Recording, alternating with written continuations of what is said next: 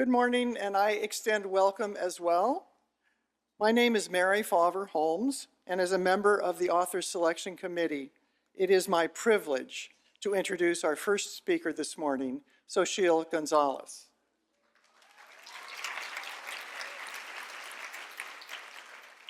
Raised by her maternal grandparents, Gonzalez attended Brown University on a scholarship, feeling, as she says, very brown in the sea of unfamiliar student faces. She describes her own childhood home as one without books, but was lucky to have found some wonderful librarians who led her to love literature. Shout out for our librarians, too. After college, she says she wore a lot of hats, ranging from gallery girl to tarot reader to event planner and entrepreneur. Eventually, she returned to school and received her MFA from the Iowa Writers Workshop. Her debut novel, Olga Dies Dreaming, was selected as a New York Times Best Book in 2022 and was later made into a TV series on Hulu. Anita DeMonte Laughs Last was a Reese's book pick and wowed the world with both artistic and commercial successes. The novel covers multiple themes, including sexism and male privilege, especially in the art world, class divides, and the struggles of first-generation immigrants. The story takes place in New York City in the 1980s, when Anita and her husband Jack are gaining prominence in the art world, and in the 1990s, when Brown University art history major Raquel chooses to study Jack as her thesis topic. The novel is based loosely on the true story of artist Anna Mendieta. It centers around competition and tension between Jack and Anita and their career successes and struggles.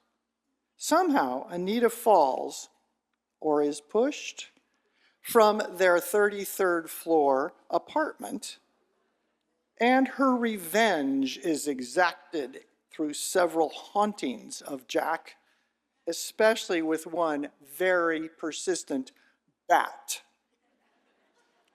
The voice of Anita as studio artist is definitely crying out to be heard. Please join me in welcoming Xochitl Gonzalez as we hear her voice as an author, writer, artist.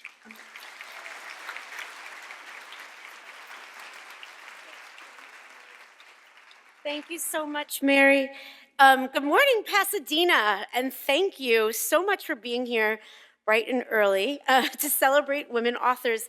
I just wanted to begin by saying how much it means that you've all come out here today. I know this has been a year of tremendous loss for the Dena area. Several of my best friends have lost their homes or are still displaced by the Eaton fire, and I know that for many of you, the fire is not a thing of the past, but still very much a part of your present.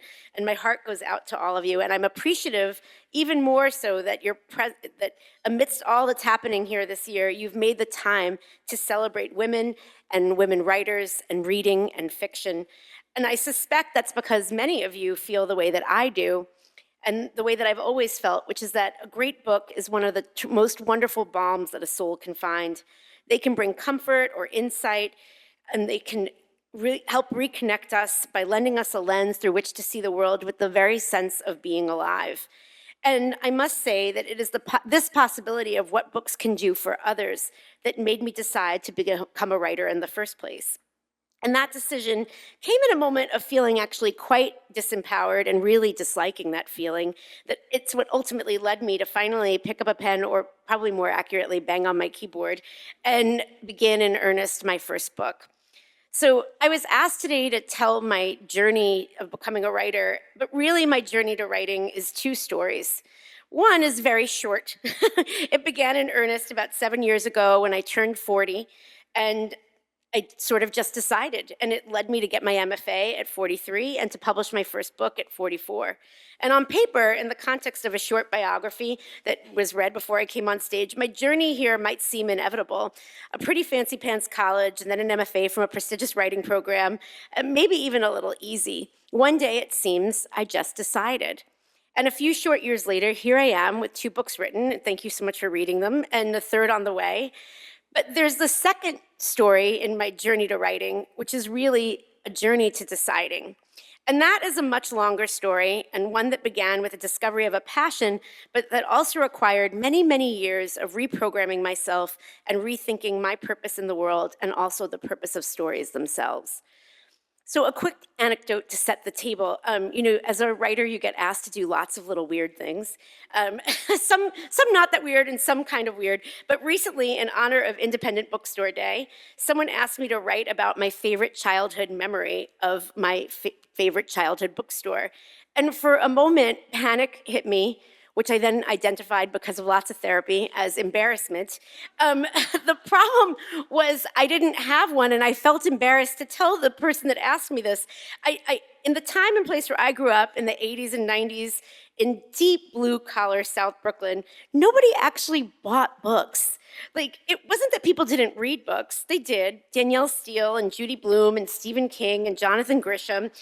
But the thinking went, why on earth would you spend good money on something when libraries loan them to you for free? My grandparents who raised me did physical labor. My grandmother was a lunch lady, as were all of her sisters. My grandfather had been a mechanic at the MTA and moonlit as a school janitor. Our neighbors were bricklayers and bakers and seamstresses. Reading was, in my household especially, a leisure activity. It was an encouraged activity, but writing as an occupation, it was something that you only saw on TV. Murder, She Wrote, as a matter of fact, and it seemed as a career prospect about as far-fetched and implausible as Jessica Fletcher finding herself in proximity of a murder every single week, and yet never once in all those years being considered a suspect, something my grandmother lamented every episode. This isn't to say that I wasn't encouraged to succeed and try new things. It's just that I was encouraged to be practical about it. Be in a play. Maybe one day you could do community theater. Learn another language. I mean, you don't need to go anywhere, but that might help you get a good job with the city. Aspirations in our neighborhood, amongst our family, were to do well enough that you could sit for a living. And if you did really well, perhaps you could get a job across the river in Manhattan, in an office where you could dress nicely and get health insurance and maybe a pension. My grandmother called this going to business. It didn't matter what kind of business you were in, you were always going to business. Shooting for much more than this, and well, people might presume you stuck up or think who you are.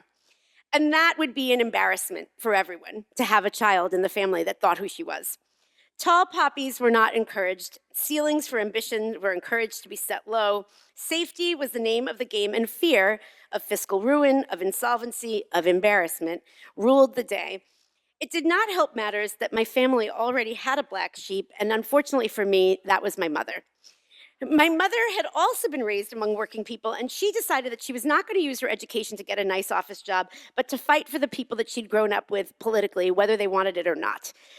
As a teenager, she joined the Socialist Worker Party, and the primary reason why I was in Brooklyn being raised by her parents began traveling around the world, fighting for social justice, and giving my fearful grandmother a very bad case of agita.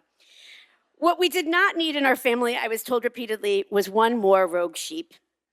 And yet, I was always drawn to things that forced me to take risk and to tell stories. In grade school, I am very proud to say that I won the Brooklyn Storytelling Competition twice.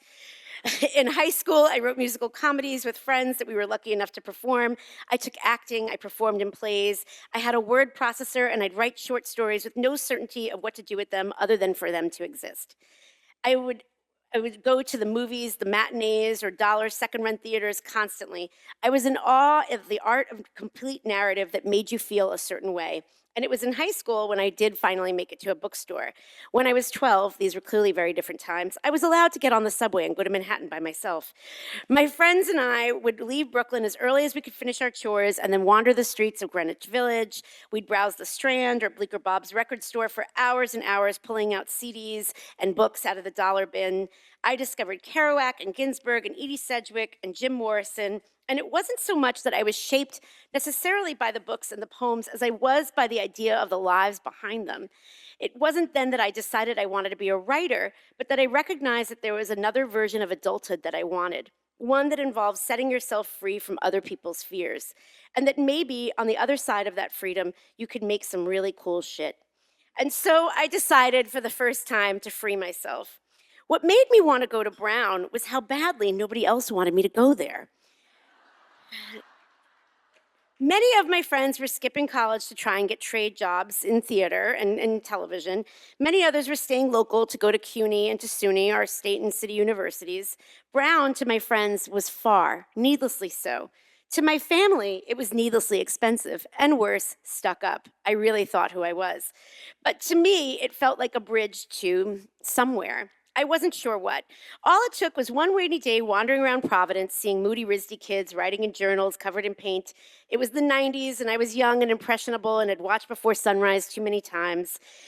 And they had a wonderful writing department, and while I certainly didn't decide I was going to be a writer, because I couldn't imagine saying anything like that, so audacious out loud, I thought I could take classes and see. Only when I got there, my college roommate, by the way, we're still friends, and I have to Venmo her $20 every time I tell the story. Like, during my first book tour, after she saw it in like the fourth interview, she was like, I don't care. You need to pay me every time you tell this story. It makes me look bad. It's not her fault. But when I got there, my freshman roommate had already declared writing her vocation. And not only had she named it and claimed it, she had the credentials to back it up. She had gone to writing camps and done Bread Loaf and won, and you have to be of a certain age to appreciate this, the 17 Magazine Fiction Writers Contest, which, as far as I was concerned in the moment, was bigger than the National Book Award. And I, 17 myself, and conditioned as I was with my practical brain, decided that we couldn't both possibly make it as writers. And so I swallowed myself and found something else to do. Things that, see why she wants $20? Things that taught me many things. I worked sewing costumes, and I made art, and I worked in galleries, but little by little, I found myself in familiar territory of shrinking what was possible for myself to the simple task of getting a job, and of jobs where I worked to advance other people's visions instead of my own, of serving. Because I had been told that was a safe way to make your way in the world. And soon enough, the debt my family had imagined was real. There were student loans to be repaid and rent to be doled out. And while I never quit being creative and trying to earn a living using that part of myself, I retreated into the background of things, to the places where it was safe. I cut my own stem before I could grow too tall. I found myself not telling my own stories, but helping other people tell theirs. My first job after college, I helped produce an award show that recognized greatness in advertising. Eventually, because again, I was never afraid to take risks, I started my own event planning business where primarily in the beginning we produced luxury weddings. My sales pitch was that we would use their wedding to tell the story of their love. It was actually remarkably effective, as eye rolly as that makes it seem. I spent more than a decade of my life where I lived to make other people's lives better and to make their dreams come true, which had a lot of value, but somehow in that iteration, I felt myself shrinking into myself, and I couldn't figure out how to expand myself. I couldn't dare to think of myself not just as a writer, but as someone with the audacity to take up the space to tell my own story. And then, as these things happened, several incidents that seemingly had nothing to do with one another changed not only my landscape, but my sense of myself. When I was 38, my good friend Shannon, who was a high-level PR executive, got into an argument with her boss about PTO. She had a panic attack, which led to heart failure, which led to her death.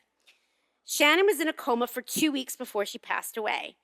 At a time where sleep evaded me, the only comfort I could seemingly find was in Elena Ferrante's Neapolitan series, where the lives of friendship of two very ordinary Italian girls were crafted into an extraordinary musing on women's lives and politics and motherhood and relationships. Shannon had, like me, been raised modestly and then made it in New York. She'd never married, but had this wildly full life. We all saw her as a true badass, but the truth of the matter is, Shannon hated to take up space. She hated to get too much attention. She never thought anything about her was nearly as great as all the wonderful people and clients that she helped to make famous. And yet, in her absence, all me and my other friends missed was her. And we filled so much of the time with so many stories about her and her complicated, weird, beautiful self. And again, while this was not the moment when a light went off and I decided to be a writer, I remember writing in my journal the day that she died that I could no longer let the rhythm and cycle of my life be driven by other people's needs, and that I had to find another way. And then, right before my 40th birthday, 2 more things happened. The first is that my grandmother, the one who wanted me to go to business, the last of my grandparents who raised me, passed away. My grandmother had been so afraid as a living person to do so many things, and yet she was utterly unafraid of death. She was placid and joyful on her deathbed, and she told me how proud she was of me, how proud she was that I always took risks, and how proud she would be of whatever I did once she was gone. And I believe, as anyone who's read my second book probably realizes, I believe in ghosts and I believe in the magic of other dimensions. And I believe that my grandmother was the happiest ghost in the world who took with her all of her fears that had kept me and my vision for my life confined within her.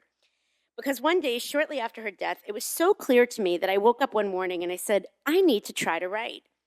And I said it to other people out loud, and they said, you mean as a hobby, right? And I pretended that's what I meant, even though it really wasn't.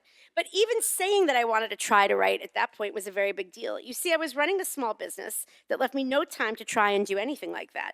I'd been self employed for almost 20 years and realized that the only way I could try, pragmatically speaking, was to get a quote unquote real job where my brain could be liberated from worrying about chasing down money and put instead to the business of writing up stories.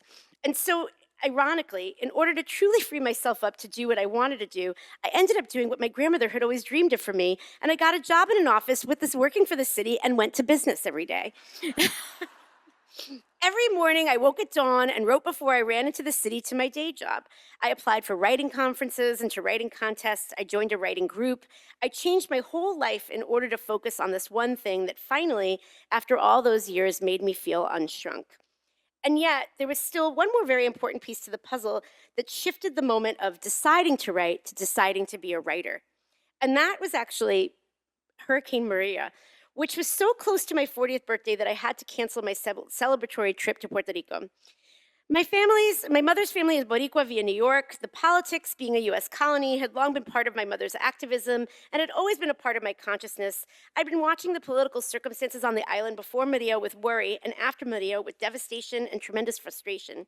You see, amongst our people, Nuyorican people, diasporican people, people on the island, we understood that the circumstances that US citizens were being made to live with on the island were untenable.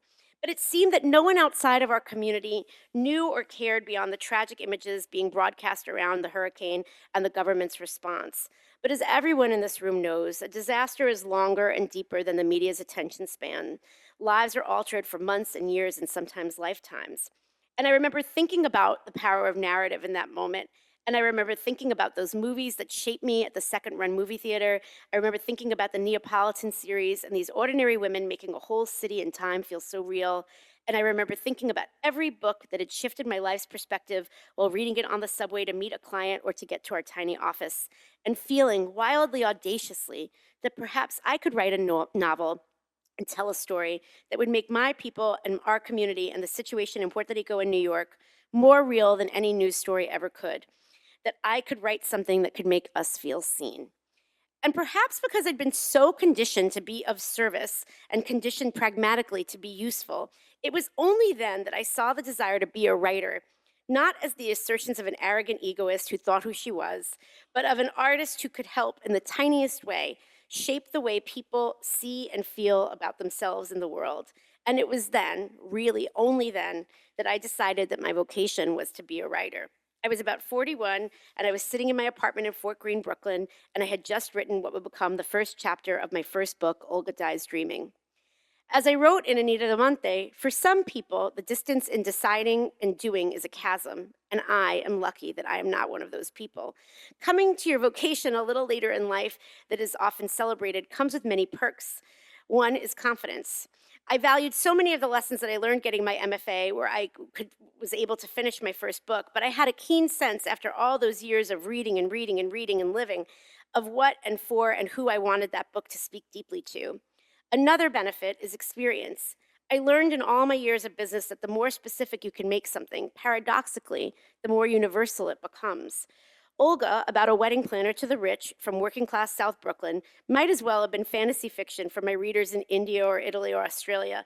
That was how foreign and specific the language and setting and customs in that book were. And yet the ultimate theme about two siblings who need to liberate themselves from their family and society's preconceived notions of success and happiness, well, that rang true for me readers around the world. And I do not think of any of my years, from my time in college to my time in any of my professions or odd jobs or dealing with difficult clients, as wasted time. I think of it all as years of research meant to prepare me to render as true as humanly possible the complicated lives and circumstances of women who are too often ignored or forgotten. One moment. I can see clearly now that what teenage me had connected with, and simply didn't have the language to put it, was that I was not meant to so much live to just be free, but to be an artist. And art, I've always known, is about life and living. And I feel that without having had so much of that under my belt before I ever truly sat down to type a sentence, well, I don't think I'd been able to have written the books that brought me here before you today. So I want to thank you so much for having me. I want to thank all of my fellow authors for sharing their stories and their journeys. And thank you again to the committee for inviting me and for supporting women's voices in the world. Now more than ever, we need the support. Thank you.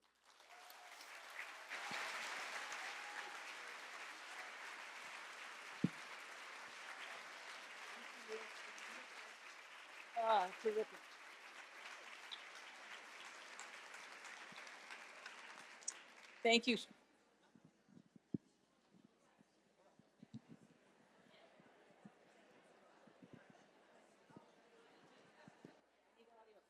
Here we go. Oh, there you go. Hello. Thank you, Xochitl. That was fabulous. I am Amy Ulmer, and I am supposed to stand forward, and I am chair of the Author Selection Committee, and I have the privilege of asking Xochitl the first questions of the day. Oh, yay. So, how did you learn about Ana Mendieta, and what made you choose her as your topic? Oh, yeah. My last year of college, I had done my thesis about Gauguin and colonialism. And I had a friend that had graduated already, and she came back and she brought me a book about Caribbean art. And I remember, like, have you ever have like one of those weird brain fart moments where you're like, lipstick, lipstick? Like it didn't even make any sense. Like, it was a Caribbean art. Like, it was so foreign to me. But in that book was a couple of pieces by Ana Mendieta. And one of my art teachers, who was like a very proud and loud feminist, was like, you need to learn more about her. and so, I did, and I was sort of appalled. And then years later, I was working on the Olga TV adaptation and sort of realizing we were speaking such different languages, the executives and myself. And I just found myself wondering, I wonder if this would be different if everybody had learned about, if Ana Mendieta was put in the same space as her husband or as Gauguin or Eddie, and how might that have changed things? And then that just kind of, it just popped, yeah. Great, thank you. So, as you were writing the novel, what took precedence for you? The many challenges to artists in general, or the tensions of bias, sexism, and racism in an elite art world controlled by white men? Actually, not to evade the question, but I think the thing that really ended up being the most true was how difficult it can be to be a woman and be in a romantic relationship and still assert yourself. Mm-hmm. And I think I ended up finding that the universal tension was, on top of that, there were these other things, right? Like sexism and bias and all these other things. But it was also about, like, how do you put yourself first when you're with somebody that wants to be put first? And when you can't express yourself if you don't put yourself first to some extent. Yeah. And you go off the balcony. And then you go off the balcony, right? So you might have addressed this a little bit in your remarks, but Raquel openly struggles with the contrast of her working class Brooklyn upbringing, Yeah. and the elite culture of Brown University, Yeah. where my dad went. Oh. How did your own experiences at Brown shape her character's perspective? That was so wild. Like, it was, I always try to make sure that the character has, I decide things about the character that are different than me. And we had very distinct personalities, and yet it was a little depressing. There was a version of this book where there's probably 75 more pages of Raquel at Brown, and it was so hard to realize how much circumstance created loneliness for her. And then it was I realized that was probably the thing that we had the most in common. By simply choosing to be the only person of your background in a department, you were so isolated and like and it was just wild to walk her through a day and like and then she would go to one of her many jobs and you're like, oh, that's also time that she's kind of alone. And so it was weird to sort of realize that some things that I thought were specific to me were a little bit more universal, but then that also made promoting the book really beautiful. And I had all of these really fabulous conversations with women that had been not just at Brown, but at other schools like Brown during that time, and how they'd sort of process this in isolation and like, and realize that their experience was much more common. Yeah. Right. Yeah. Thank you. For some, the bat was their favorite character. Some would call the revengeful bat magical realism, but I understand that you don't frame it that way. Can you tell us more about your thinking? Yeah. I think when we talk about magical realism, it's like, we're talking about it as though it's like a literary tool, and it's sort of like, well, now I guess I'll do some magical realism, and like I use present tense, I use single person, like now I'll do magical realism, and I think that really what happens is when you start to think about a character, and I really spent a lot of time communing with the Anita character. She had, was very aware of like her Cuban background, her Taino background. She was, like very familiar with the rites and rituals of Santeria. And I just did a lot of research about what death was like in those cultures. And I just sort of was like, what would her afterlife be? Like, what would that look like? And how would that be different? And I think that once you have a book where somebody is narrating from beyond the grave, it's all magical. Like, it's all magical. Like, it wasn't like suddenly the bat shows up and it's magical realism. It's like from the second that she's now in the afterlife, we're in another realm besides reality. Right. Like, or besides our known reality. And then it's a matter of agreeing to disagree about what we think that realm looks like or feels like. Right. So I understand that you have a new book coming out in April with some gender 26, switching. yes. 26. 26, It'll be here. a year, yeah. Can you talk about that a little bit? Yeah, I'm very excited. It's like a reimagining, a gender-reversed reimagining of The Great Gatsby, but set in Brooklyn before the financial crisis.